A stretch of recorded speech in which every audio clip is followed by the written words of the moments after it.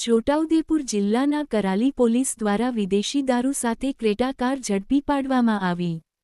Karali police station વિસ્તારના છોટાનગર ગામ પાસેથી ભારતીય બનાવટના વિદેશી દારૂની હેરાફેરી કરતી હ્યુન્ડાઈ કંપનીની સફેદ રંગની ક્રેટા કારને ગણનાપાત્ર જથ્થા સાથે ઝડપી પાડવામાં આવી છે।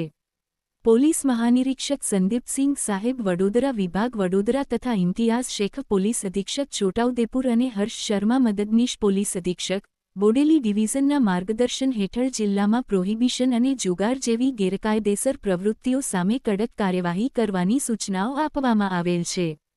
તે અનુસંધાને D K. Pandya, in-charge police inspector, Karali police સ્ટેશનના સુપરવિઝન હેઠળ પોલીસ સ્ટાફ રંગલી ચોકડી ખાતે વાહન ચેકિંગમાં હતો।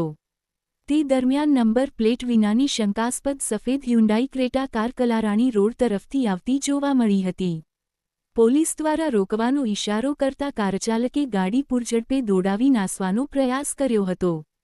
પોલીસ દ્વારા પીછો કરતા છોટાનગર ગામ પાસે આરોપી અંધારાનો લાભ લઈ ડામર રોડ ઉપર ગાડી મૂકી ફરાર થઈ ગયો હતો।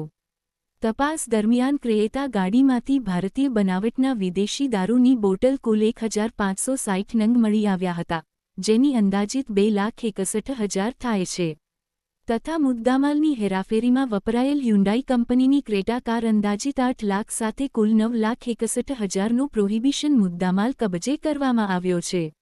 રિપોર્ટર જીગનેશ દરજી।